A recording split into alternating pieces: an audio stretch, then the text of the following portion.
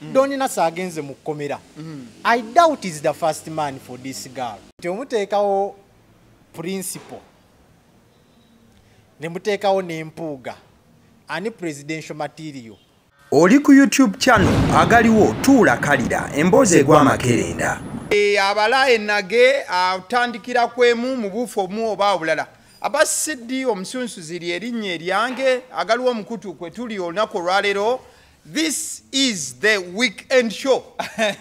Apa nebeera y'abantu basatu oba tubeerako abantu basatu naye omusajja ow'omutwe omunene headmaster Bukenya Media yageze maaso okuba nti yatandulako ebigere n'abijjako e Kampala Bebe Cool Alien Skin bonna bagenze maaso okuba nti basimbula bali side ze Kasese eyo bagenda maaso okuba nti balambula Uganda ne mamizuwe na namulabyeko awo nendabako omwana mulenzi amanyiddwa nga Musoga Eclipse atimu yonna nalaye n'omusajja wa Bukenya amanyiddwa nga Cobra Abukenya awana omusajja oyo bodyguard wa Bebe Cool ti amaanyi ayina amangi naye namulabyeko nendaba kuibula Kabadia the whole team eri side eyo so Bukenya Media yensonga lwaki tetubadde naye olunaku olwaleero ali mugenda maaso okuba nti obulamu abunyumirwa side eyo tujja kuba nti tumufuna wiiki ejja atunyumiza olutabaalo lw'ebyo ebyabadde Kasese namulabyeko mukuba awo ng'akuba Samakoze Bukenya ofaaki n'ensi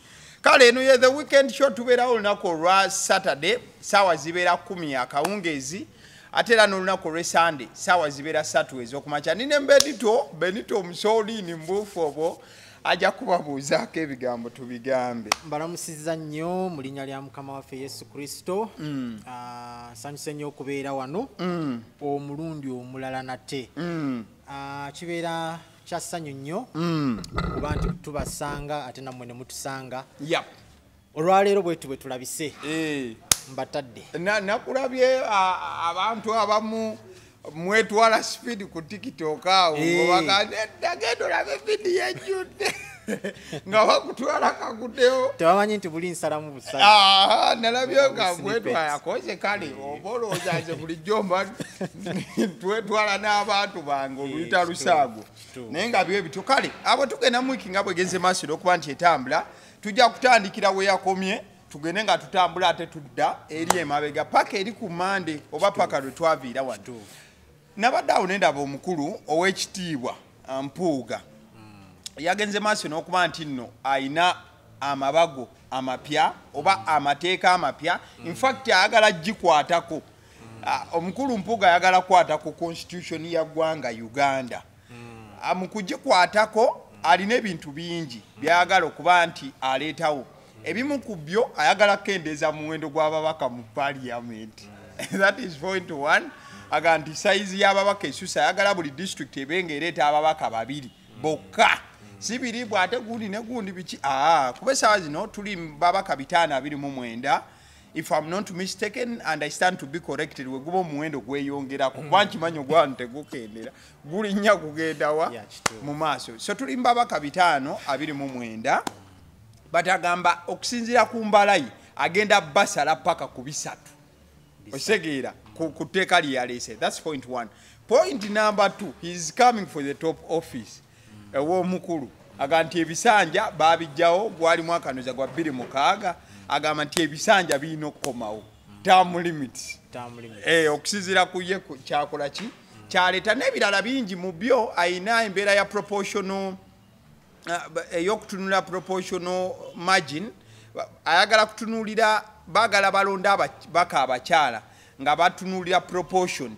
eya obululu nga bwe butambudde bamanye nti NUP efunye ebitundu 5 ku 10 tugenda bawa ababaka abakyala webati proportion bwetyo ekyo nakaka akawaira akola ki akalina ekirala ayagala n'abakyala era atekeke komo ku bisanja bya woman MP yenna oberenga naye aliko ekkomo nti ojja ebisanja bibiri byokka todda oba kategera so byebyo njagala temetememu ng'oyita mu angeyo nze nadde following closely kulwaki ebyabasajja tabitema simanyi kulwaki ebyabakazi byayagala okutema oba abo omwaganya ndamu awo ka selfishness yawo omanyi I am for the truth. Njogera mazima. Kateri kyogamba nti abakazi running for office for a short while. Yep. Fa abasajja tugende mu maaso. Kiki kyo kwegamba osinzidde ku minzaani ki? Abakazi tebakola bulungi, tebakola nnyo. Balina kubeera mu kiyungu ng'Amini bwe yagamba. Agamba ndiye bw'atandikidde ajja genda nga n'ebirala bijja kozi. Ekyo ndaba kirina okatinga across bw'agamba nti term limits tuzisale ez'omukulembeze ate wano n'ogattako naye n'otoyogera ku z'abasajja n'oyogera ku z'abakazi bokka. Abasajja obeera oyagala kuyisaawo kaki kuba naye ali mu house eno. Exactly. Ye Mpuuga tolowooza nti ye tayagala kgenda mangu. Nti mu byonna byaleeta yakyayagala okusigala nga kubanga n'abasajja yandigambye nti nabo overall member of parliament alina kujja ebisanja bibiri byokka. Okiraba ekyokuteeka ekkomo ku myaka term limits sirowooza nga Uganda kigenda soboka. Anti bakijjawo bagikwatako ne bakijjawo kati ayagala gikwatako agira ati akizzeemu ng'omukulembeze afuga ebisanja bimeka 5 bibiri ayinza baagala leeta ebya USA ekyomu America oba tufaanane nga Kenya. Yes, thank you so much. Tekijja soboka twalina kigema bbanga liri emabega okuva ono omusaba we yalinnyako ne tukireka ne kigenda kati tuli mu myaka 35 wembambaze bulungi. He's coming for the 7th term. Why does he have a sense nti kijja soboka ku luno? Justin Mpuuga is a very wise man, an intellectual, asobye ebitabo bye. Simanyi nakubuuza akabuuzo lwakwate wanziramu ku luli. Bw'oleeta ebbago mu parliament yenna alireese wabaayo ke bakuwaayo. I don't know. Just mbuuza buuza. Kyemmanyi kiri kimu ofuna leave. Kubanga era wiiki ejja agenda kujja asabe the honorable speaker amukkirize agende mu live eyo bw'oba ogifuna oyina ebyamakulu by'ogenda okukwasaganya. Tebabaako ke bakuwaayo. I think I have to do a lot of research in that. Kubanga oluusi neebuuza. Jakubirako mu mukwano gwange asaka amawule ku parliament. Ampe full details oba batuwe pa DM. Ey'omuntu asabye okubeera nti akola ki. Agenda mu live. Kubanga waliwo ebbago omuntu lyaleeta n'olugamba nti lino lyavuddewa. Wawulidde eri opposition leader of opposition omukulu honorable lumu nti alina okulondebwa opposition yokka kati nga famu tuseesa obuwaani bwenoga. Why are people opposing this and why are people against it and some opposition members are against for it? Ate nga amu bagamba ate nga nabo opposition bagamba terijja ate nga famu tugamba yes babakoledde favor. Opposition waffe tumwerondere ngaffe ate waffe. Yes, naye ne ngamba nti niyinza okuba ndowoozezza bubi nti waliwo akantu ke bakasukirayokko. Ogenda kuleeta ebbago oyo olina okupreparinga documents nnyingi sozange ezo ozeeteeramu. Ate obeera ogenda kukola ne research n'okwebuuza ku bantu. Otugambye nti obanga agenze mu vacation kuba toba ogendagenda muntu ku muntu nju ku nju. But ekyemyaka tekigenda kukola.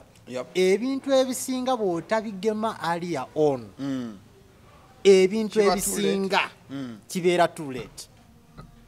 Nga bwe twalemererwa okugema Kampala ono mu bwangu nnyo nga yakatandika. Kampala n'afuuka kasasiro abantu tulinga be baakasuka obukasusi wano. Twagwawo bugwe.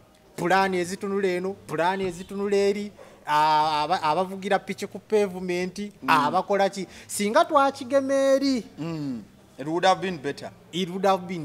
Singa tulina ekibuga nga kyogerwako. It is a city. But we can't have the capital city. We can't help but admit it is a dirty capital city.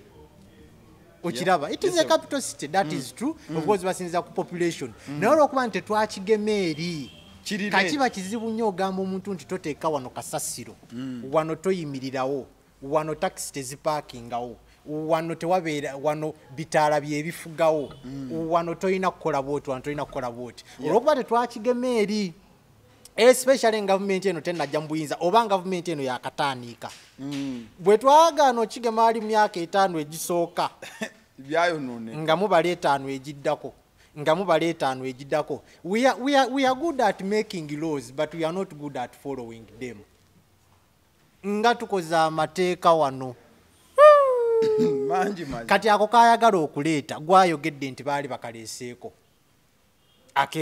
ak'emyaka kati akomyawo kaki in 2006 etteeka lyerimu bagikwatako ne bali aha kati kyembuuza ye alowooza nti olwo ku luno ati ku luno akomyewo bwe bakwata ayagala simululewo agattewo ate tekijja kukola tulimu ebyo ebya constitution mpozi democracy omanyi ntera nnyo ogamba abantu nti democracy mu Africa takola era owekitibwa Mpuuga mu bimu byayogera alaga nti yeno move esinga okuba enkulu okulaba nti kati democracy tumu upliftinga nadda ku kkubo ettuufu byebimu ku byali mu streamlining okulaba nti demokrasiya atebenkera mu ggwanga ly'abobwerire democracy siraba nnyo ani yaleeta kintu kino democracy kuba there was a time we thought nti the USA is the number one upholder of democracy naye kati bw'otunuulira affairs ezigenda mu ggwanga wano mu kulonda olabira ddala nga tebalina democracy ali awo yes ne mu America babba obululu nze nali sikimanyi yes Trump ya complaininga nti bamubba ate nakati narrative yennyini ekyatambula ekyavugibwa nti nabo bagiramu bwe bati ne bakakwata electoral college kati nebuuza democracy ani ono yaleeta kino nti ki democracy nti omuntu alina kufuga ebbanga bweriti era n'oli yali ababuuza nti omukulembeze ayinza okuba nga afuze ekisanja kya myaka 5 naye nga mulaba akyali mu ki embavu mutuufu akoze kali kakugamba nti debbali ne muleetaawo omuzoole n'alyoka abigootanya kati nze ndaba nga kino ekyemyaka tekijja kukola the most disheartening thing about Africa nti tetutera nnyo kubala 5 years from now waliwo yakingamba tutera kubala nnyo 50 years from now kubanga mwe kyemwogerako kati sifa abasoose okukyogerera ku sheeno bantu bangi nnyo baali balowooza nti omukulembeze alina kufuga myaka 5 mpozi aveeko mulala addeko aveeko mulala addeko oveeko byagaana era olibulanga Africa ngegamba nti 5 years from now we are going to construct a road that looks like this oteekawo sente zo ovaawo nazo nga teri aziridde kubojima byakifere byakirimba 5 years twazekere ebyo Emirates eyo Abu Dhabi USA Sweden Canada bwe bagamba nti 5 years from now it is going to happen even Canada 1 year yes, even if they talk about 1 year okiraba kati nze ndabira ddala nga ono naye ajavaawo kireme kola ate n'omulala ataddemu atakikomyewo after a certain number of years tulagenda okubawo nga tubaze myaka 4 tukyali ku ekyo so naye ng'akireete naye nze kyeŋŋamba ensonga lwaki buno obuntu bukomaakomawo bandibanga obuntu buno oluusi ebintu bino ebyamabago yinza okuba nga biriko akantu kubanga ebintu ebimu bikomawo you've given me a very big assignment. I have to do some kind of research there. Olabira ddala nga ebintu tebigenda kukola ki kukola yes kale kati webanga ogamba tebigenda kukola twabadde awo olunaku lwa Friday owekitiibwa Mpuuga wajja n'atuwa ensonga ezaadde nakusemu 27 then olunaku lwokuna kati tudda mabega ku lunaku lwokuna nga 26 DP block omuli omukulu Michael Mabike omuli omukulu Lubega Mukaaku wamu ne banne bagenda maaso n'okuba nti no bakola meeting oba olutuula lwabwe olwalimu namungi w'abantu abagazi ba DP ne bagenda maaso ne balangirira owekitiibwa Mpuuga ne bagamba Mpuuga is my own, Mpuuga is my president era tumuleeta 2026 abeNUP abatamulabanga kikulu mwekaabireko. Then yesterday owekitiibwa yabuuziddwa nti ddala ogenda kwesiima ku bwa president era ku DP block yagambye nti ekituufu kiri nti obusobozi mbulina era nina buli ekyetaagisa okwesiimawo nga president ate era sikubaganyizibwako kalulu tokiwandooza yakubiri but essaawa zino njagala kugusa ensonga eno egendo yamba demokrasia okutebenkera ebyo muli binziriza oluvannyuma. What you say there? Mpuuga has always been a presidential material. That one I don't doubt. Yep. Era nze nsekerera abanuupu. Omanyi twabagamba size wano kuba. Twagambako nuupu emabega eyo. Nti omuteekawo principle. Ne muteekawo n'empuuga. Ani presidential material. Simanyi obaako n'akasalamu ne batakawulira. Naye nga kabuuzo kakulu. Ate nze nsalamu ebyo oli wa bigambo bye toteekawo disclaimer. Twagezaako babuuza. Mwenna muli banuupu ababiri. Waliwo embiranye gye tulowooza nti mbiranye. Onaagamba oli yalya. Onaagamba sinnalya. Agamba ebimu biri mu mateeka. Naye nga ffe tubuuza ekibuuzo kikulu nnyo. Mwabaagala okugoba Mpuuga. Abali ba Almighty Alpha and Omega. Ekintu kyammwe. Bwe tuba nga tusitudde Mpuuga ne tumuteeka. Video gye nakola nabagamba. Nti obuyinza Mpuuga bwe yayogera statement gye yakola nga baakamusibako miliyoni 5. Bw'osoma statement owunga buwunzi. Oyinza ogamba nze bwe mbeera principal n'omwami mugoba. Ng'olabira ddala obuyinza bw'ayogeza. Ng'alinga kwegamba nuupu ye. Oli balinga abateekawo obuteesi. Nasoma statement. Yayogeranga n'okwewana yewana ng'agamba ekibiina kino tuvudde wala nakyo. Nasoma statement ya Mpuuga nenjiddamu emirundi ng'eki. Neŋŋamba Bobi Wine enkya tasula goba. Yes. Wawagira bumweno. Yes. Kubanga oli yayogeranga president mwennyini owa nuupu. That is Mpuuga. Kati nga nze mbabuuze ekibuuzo kyangu nnyo. Bw'oteeka Kyagulanyi wano n'oteeka Mpuuga wano ng'ovudde ku bya popularity and whatever nti abantu bakumanya omanyi mwe tubayinza okumanya naye nga I'm not now making a reference to him naye nga ovaamu ebintu ebitazimba naye ng'oli popular okiraba naye ng'ate oli tali popular naye nga wowuliriza ideas ze ideology gy'alina Oba vice president gwe twalina ofuusa president ate president yaddeko emabega katono nga minisita ow'ebyensonga ez'omunda n'ez'ebweru bwe tuteeka speeches ze wano bwe tutyo tukata ez'omukulembeze kati awo soogera kwona aliko naye just nkwa reference nga ono omwami just ayagala bukulembeze ng'ayogera ng'ekintu kyo okiraba era DP we mwesibako owulira yakyeganye ekyobwa president yakyeganye yagambye nti obwa president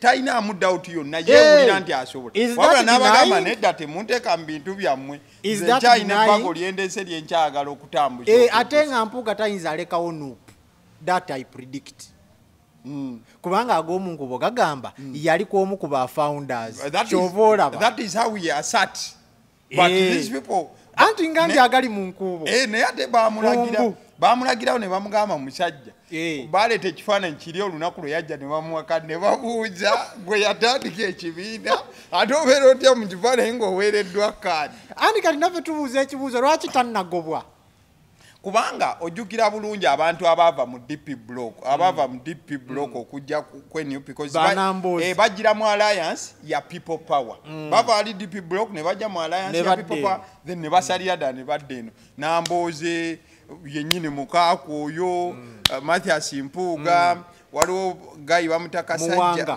Muwanga Kivumbi oyina Segona yes it's a big team of guys abacrossing oveyo ne bajja when you look at Mpuuga does he look a fool to assert he was one of the founders but I don't know why he was asserting kubanga nze okusinza ku statement ze yakola n'obubbi obukenuzi bwe bamusibako yali tayinza ssula mu kibiina why aren't they firing the man lwaki tebamugoba he was suspended anti was suspension and expulsion byanjawulo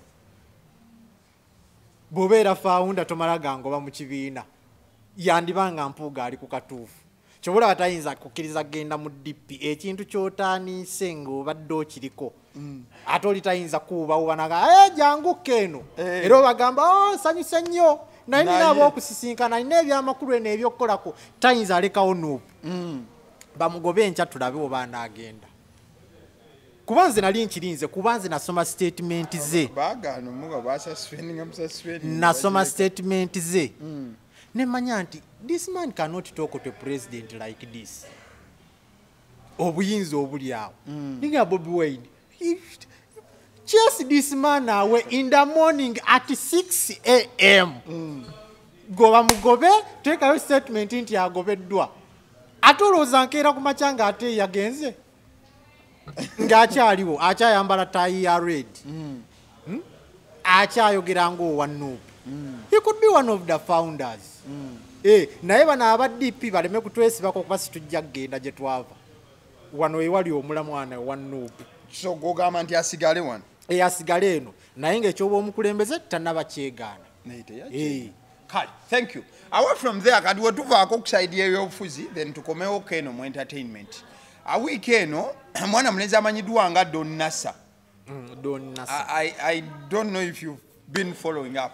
Don Nasser ye gaye yajja baga nti yava Bwarabu eyo oba gye yafuna kasente akangi bwe katyo kabadde adigida nako wano nawali najja abadde ne mu mamotoka ag'amaanyi akomawo mwaka ki sijjukira bulungi I'm not certain but n'akomawo n'amamotoka n'afuna emmotoka eziri customized number plate n'abeera nga living a large mu mbeera eyo abayimbi abasasudde bakubye obuyimba obumudigiza akoze obubaga obw'enjawulo ate twawudde ebiva mu bubaga akoze obubaga obw'enjawulo wano nawali era obumu ku bubaga bwe yakola mwaleetera omwana omuto myaka 16 saidi z'ekiteeyo mu Wakiso omwana omuwala oyo amuleeta ne babaako ebikolwa bye baakola ebitasaanidde ku mwana myaka egyo okumalira ddala ennaku nga 3 ndowooza nga bali eyo kati munna biki bye baakola ebitakolebwa mwaka 16 mu Uganda bamunywegera tekiriiko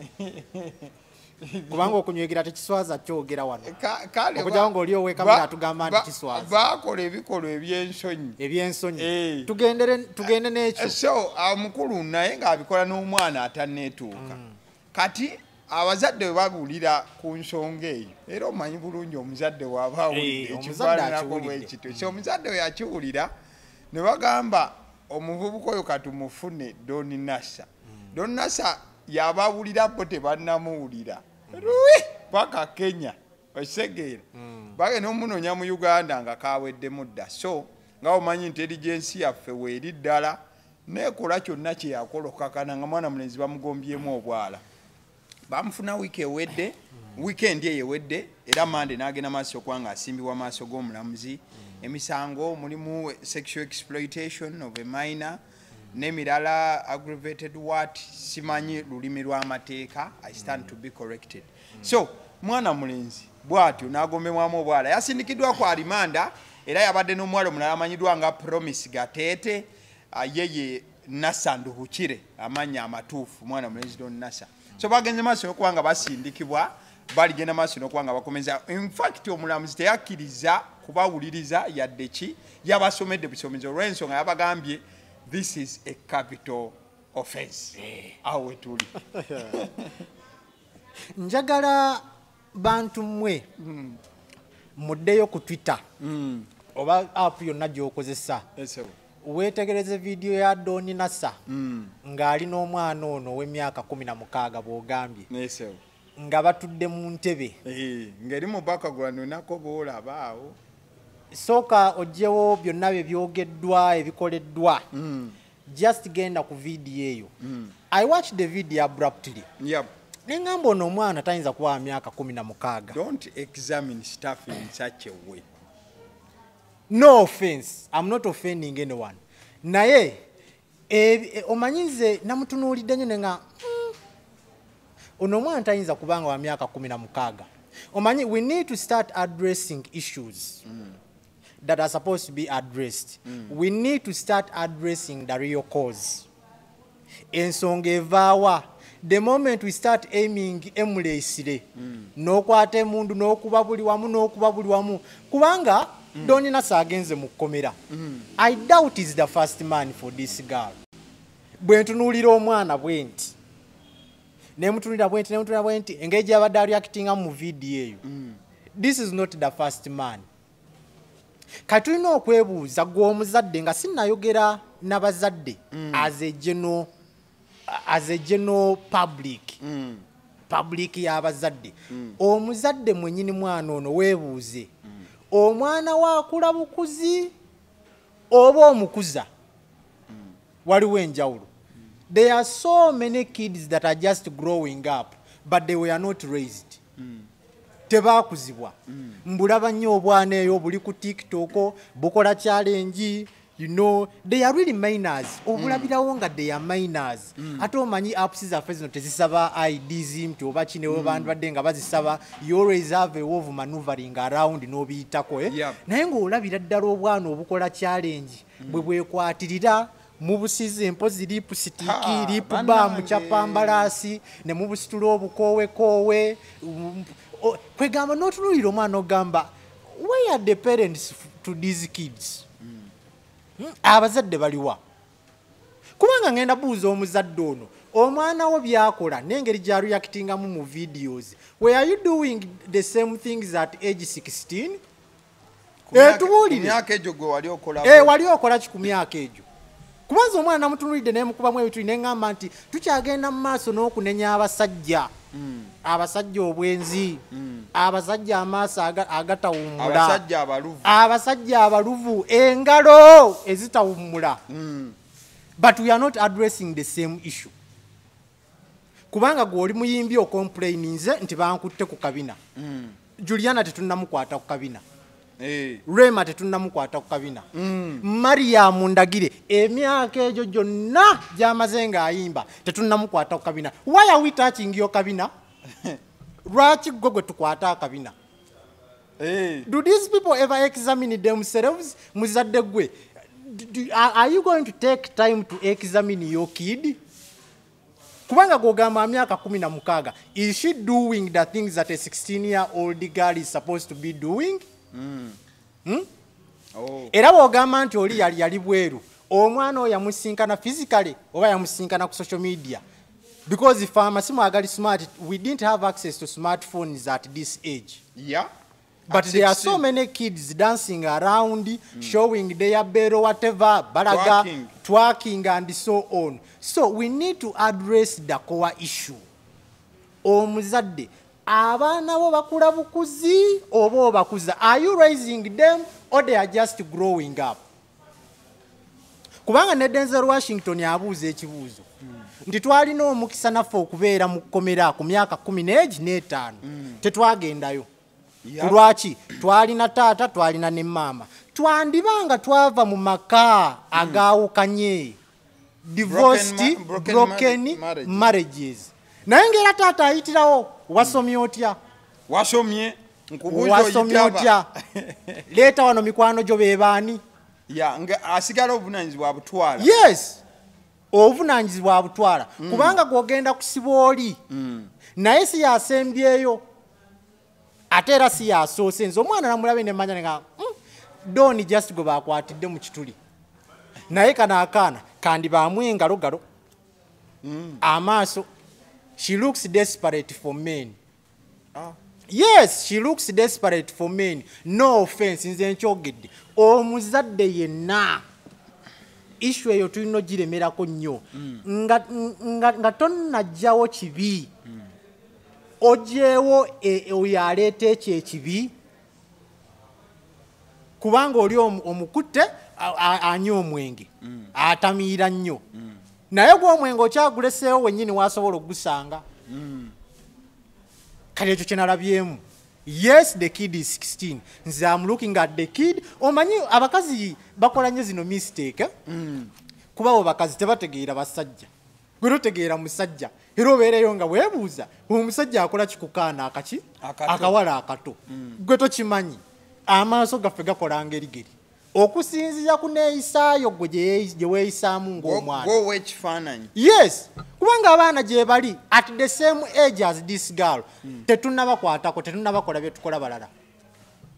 So omuzadde ono neebuuza yene ya reportinze kubanga singa si ya reportinze singa omuzadde teyatutte Doni Nasser mu komera omuzadde yakikoze ku lwa mutima n'obulumi bwalina nti omwana we bali singa teyakikoze this was going to go on. The kid was enjoying. Yes, the kid was enjoying. Era ne police yandibadde kyekolawo kubanga mbalabeyo mu mabaala bangi so many underage kids are entering bars. Nenebuuza ekibuuzo, do these bars still ask for IDs as we are entering? Tolaba omwana nga kato mwana wa myaka 10 gino akola kimu noga wange kirabika kula kwe kwagaana nenga mukulu naye nga gwokalabira ddala kato but they are entering. Ebyo toyinza bisanga bweru. Omwana tayinza kugenda bugenzi naggula mundu. Omwana tayinza kugenda bugenzi nayingira bbaala nga si wa myaka 25 si wa myaka 28 18. Kati tulina ofokasinga nnyo ku bazadde. Omuzadde ogambye nti kino kyekiriwo mbabuuzizza ekibuuzo gwe lwaki gwe bakwatirira ku kabina, gwe lwaki gwe bakwatirira omukazi? Tuddemu kubanga olina mikwano gyo gyonna tetuli mu kugikwatirira. Gwe lwaki gwe tubuuza nga tusitudde amaaso ate mukwano gwo bwajja ne tukoteka emitwe tuga mugyebale ku nnyabo mugyebale ku hajjati. Gwe lwaki tukuddamu nga bwe twagala? For so long a time, we've been accusing men of these things, but we are not addressing the issue. Our parents there, so many parents are around, but they are not there. Bali munju tukulabula bigula kabina munju bodde no bodderi oli ku bisabuni balabanye ebisabuni malima malichuli second chance shop. Yes, beautiful but agire ebisabuni biri oko bwayambuka amadala bwakirira amanye ekibeera ku Citizen ekiddako ku NBS ekiddako ku UBC ekiddako ku ki byonna bimanyi naye tayambukangako mu kisenge kya muwala we alabe muwala we byakola ku TikTok live yefaako yekka ali awo atudde tamanti omwana yazimba empire mu nju. Yes, tata ayingira abaana beebase avaawo abaana beebase. Eyo ye society gye twagala okwadressinga tugambe nti abasajja bakwatirira obwana obuto ngaba obwana obuto bulala tetubukwatirira. Nze nalabye omwana nendabira ddala nti kanaakaana amaaso gakali mu ngalo. Doni just gwe bakwatidde mu kituli yaziguddemu mugende mulabe video teweetaaga na kulaba ndala.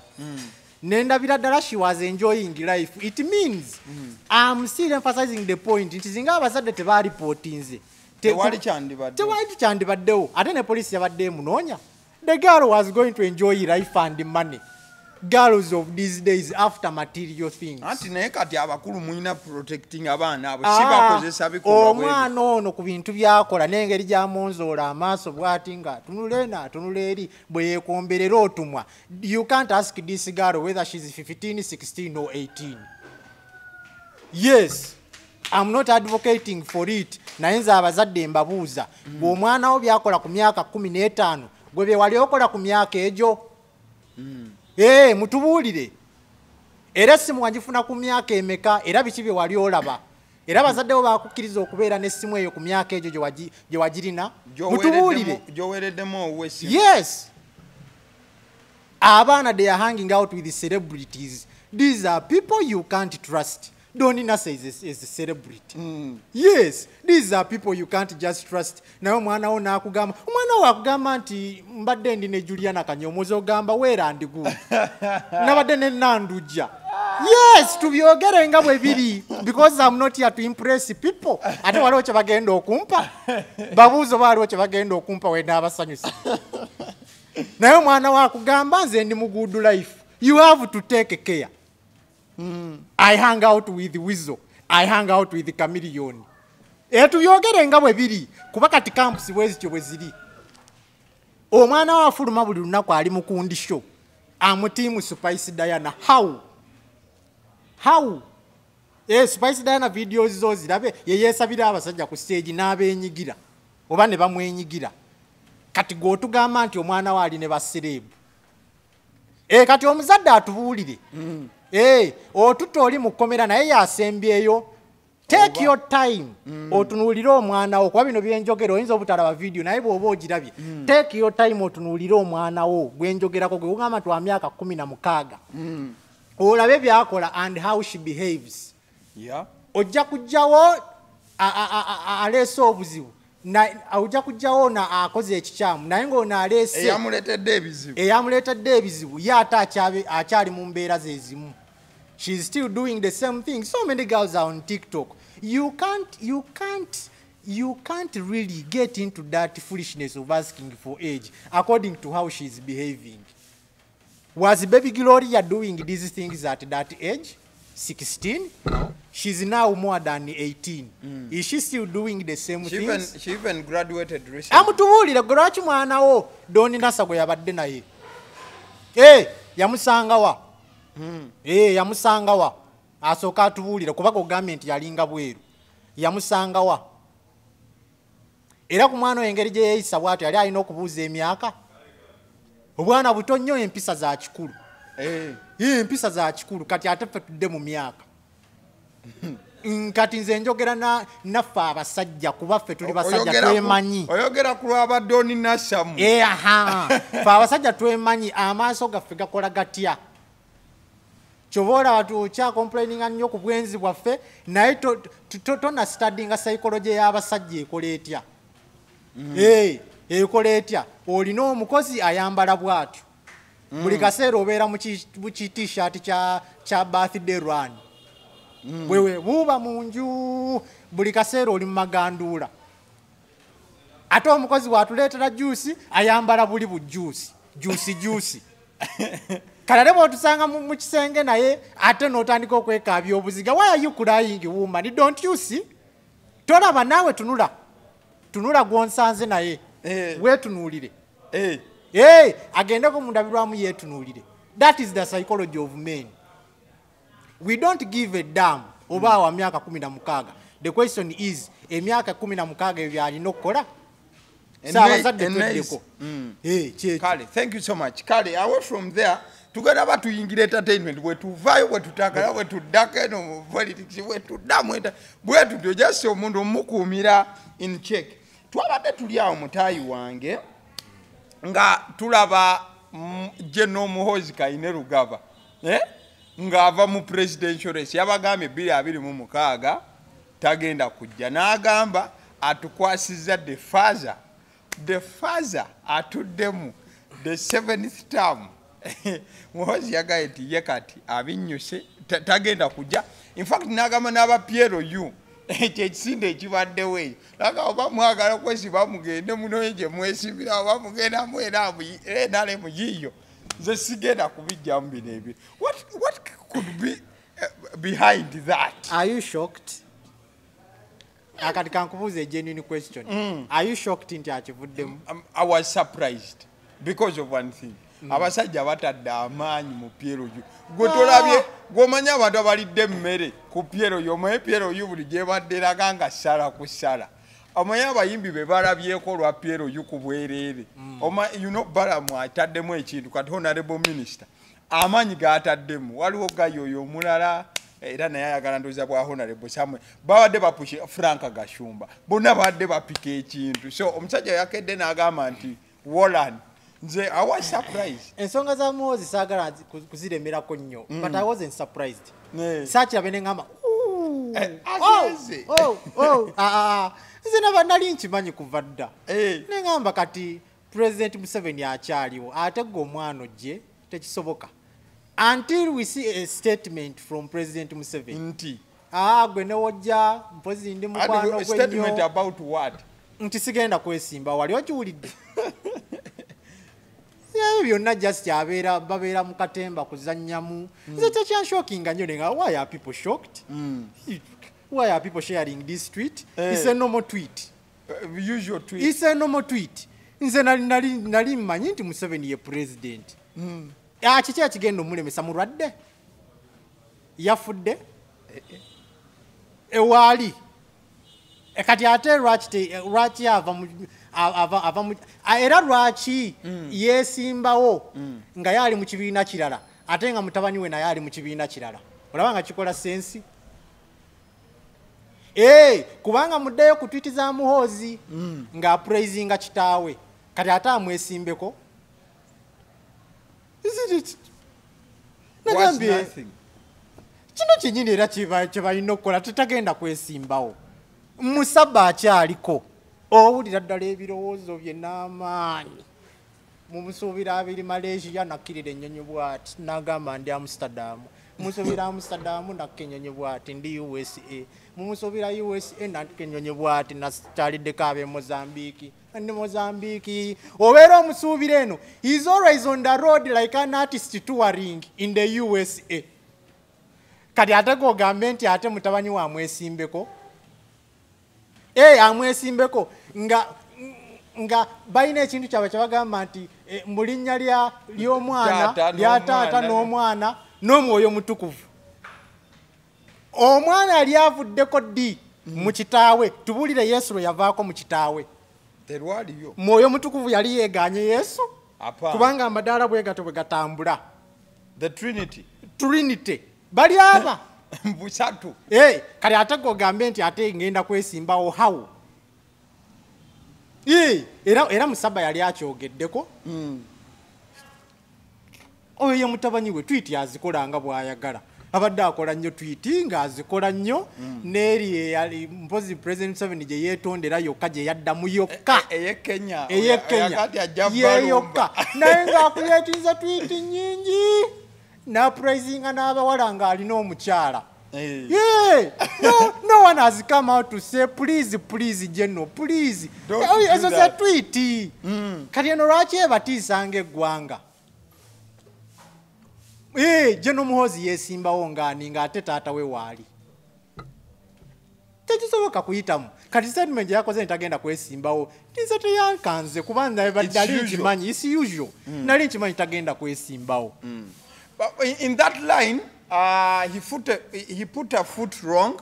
Akulaini yaba opposition. Bwe yakola statement nagamba nti teri yo muntu gwe bagenda kukkiriza kufuga Uganda eno nga si munnamagye oba nga si mu poliisi. Nagamba teri yo civilian agenda kufuga. Nagamba ekyo tekijja soboka bo nga abamagye tebajja kikkiriza tekigenda kuba opposition nekambuwala. Kati olaba neyo tweet zezimu nga tweet zatera okukola zezimu nga tweet kati bwe kibanga kino yakivuddemu abanga asaagamu obusaazi.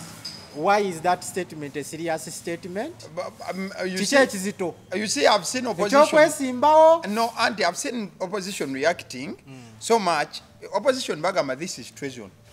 Okola statement eri mu magnitude eyo eraga obuyinza obwenkomeredde nti teriyo muntu agenda kwesimbawo kutwala bwa president nga si munnamagye oba si mu poliisi. Automatically gobanga alese ekifaananyi nti democracy tewali nakikati mwe muyina mwe musalawo buli kimu mu layini eyo. Ekirungi kya the whole issue is or the whole issue about this is ekirungi kya byonna are getting a popularity out of it is continuously relevant.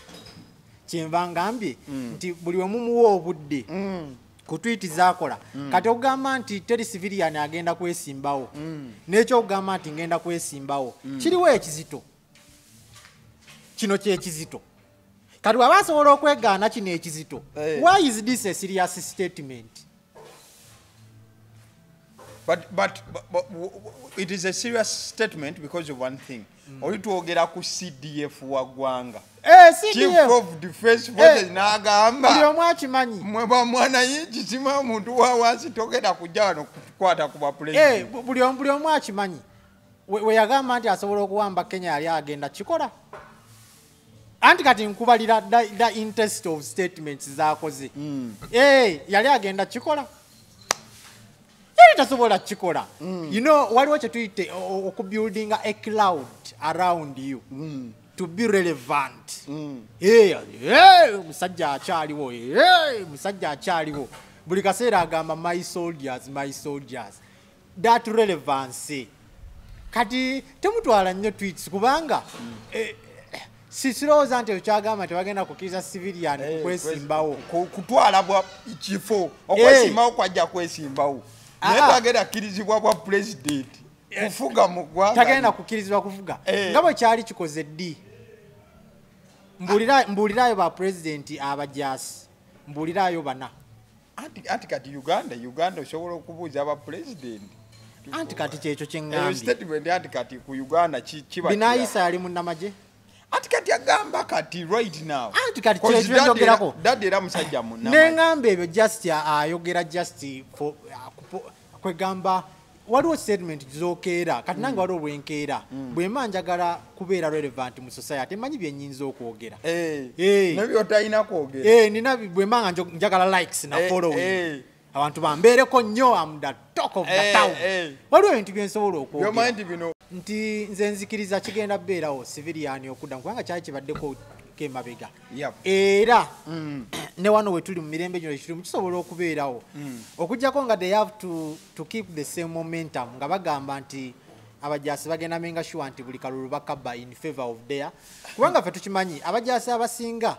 tebalina that political mind bo baliwo ku magwanga kati era bw'otunuliramu mu bajaasi abasinga ani goyinza okugamba nti ono mutuufu ebirowoozo bye bisobola okuzimba eggwanga twalinako n'abajaasi jjukira abeesimbawo keri Jeno Balamba jenani twalina wazituyite bana abakulu kwaliko omu ow'Emakerere ne munne Biraalo waziti Jeno Biraalo yaliko naye ng'ate olaba bwe tuba tugenda mu ba civilians abaali beesimbyewo nga tulaba ebirowoozo byabwe ate bizitomukko kubanga abajaasi they are always focused at protecting us and our country they are always sikudamu economics simanya GDP simayakola bitya bo kwegamba bagoberera nnyo orders kola kino n'akikola kola kino n'akikola kyola projects ezisinga ze babawadde under this government nga bazijje mu mikono gy'aba civilians and whatever ne bagamba kati ambaje mukwasaganya ekyo projects zigenda mu maaso bulungi bagoberera nnyo orders ezo naye omutuuza n'ogamba nti discipline naye bagamba nti kulembera ggwanga n'oga kati tuwe ebirowoozo kiki kyogenda okukola ku misolo kikyukamuko kiki kyogenda okukola booti olabira ddala nga civilian yandisimbeko civilian kubanga gw'olina obudde obugenda ekaseese n'olambuula ku beeyo n'obawuubirako n'otuula nabo mu kuziika mu lumbe n'oconnectinga you know you are always roaming around in the public osobola okumanya so kigenda beerawo ebintu ayogedde ku bintu bingi ebizito kino si kizito tubadde tukimanyi Muhoozi asoose okwogera nti civilian talifuga ku ggwanga lino naffe abantu ba bulijjo tubadde tukyogera eyo gye tubeera nti civilian yena alowooza agenda twala eggwanga lino mu maaso naffe tubadde tukyogera si kyamakulu ayogedde ebintu binene bingi nnyo ate ne bitabeerawo kale thank you